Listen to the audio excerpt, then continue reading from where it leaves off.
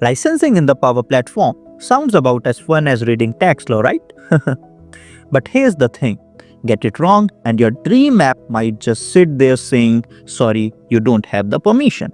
So today I am going to take you on a guided tour through the entire licensing jungle, where Power Apps automate pages, virtual agent, AI builder, Power BI, Dataverse, and even governance in the admin center. We will talk real plans, real prices, and real scenarios. So you will finally know exactly what you need and skip paying for what you don't. So let's dive in. So the first stop, Power Apps. Think of it like Netflix subscription.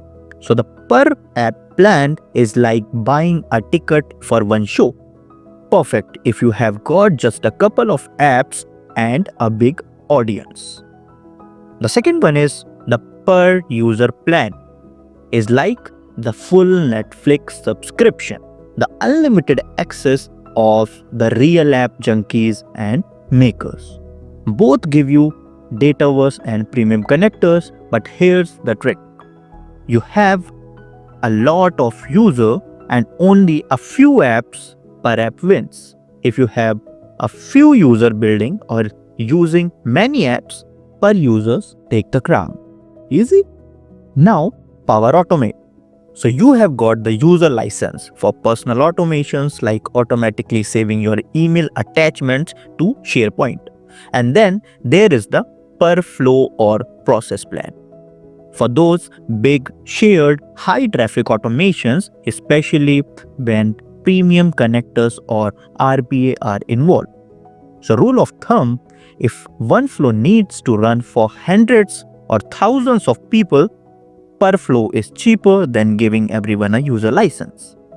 So the next one is Dataverse, the VIP lounge where your data lives. You get an initial quota for database file and logs storage.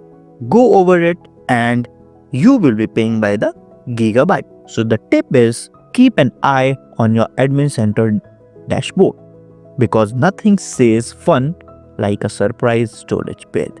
So the next one is Power Pages. So Power Pages are your public face to the world. Think customer portal or public websites. You pay per website, not for user, and you choose Authenticated for portals where user login like a customer account site. For Anonymous for public information site with no login. And public marketing portal, so the Anonymous plan. Secure Partner Hub, Authenticated plan. Simple, but don't forget pricing changes by region. Now, bots are fun and Power Virtual Agent make them easy. So you can put one right into Teams. Free for internal chat, perfect for answering how many vacation days do I have left, or go standalone, which lets you talk to customer on your website, social channel, or even over voice. But here's the kicker. Standalone is session based, so budget based on conversation, not just users. And if you want AI magic, AI Builder is your ticket, but it runs on credits. Form processing, predictions, object detection, even generative AI, they all consume credits. So credits are included with certain licenses. But if you are scanning thousands of invoices or generating loads of text, you will need to buy some extra packs. It's like phone data. The cool stuff is great, but you have got to watch your usage.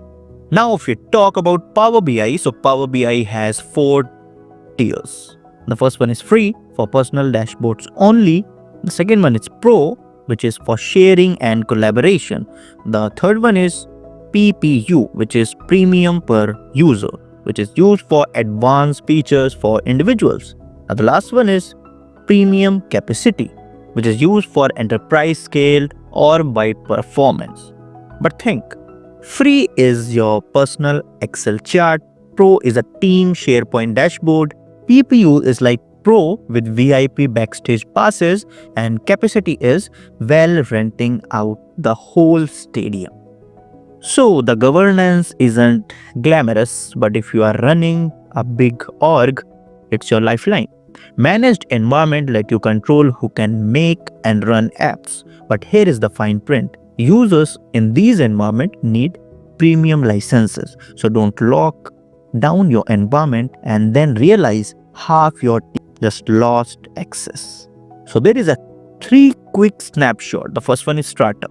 So for startup, 2-3 apps, 20 users, basic automation. So go for per app and user automate licenses. For the mid-market, 10 power user, multiple apps, shared flows. So go with the per user for app, per flow for big automation, and the pro BI. The last one is enterprise. So here we have public portal, bots, AI dashboard. So they need full premium stack, AI builder credits, BI capacity, and managed environment. So here is the takeaway that match the license to the role, watch your storage, and track your AI and automation usage. The Power Platform is insanely powerful, but only if your licenses unlock it. If this helped, hit like, subscribe, and drop your licensing headache in the comment. I will tackle them in a future video. Till then, goodbye, happy coding.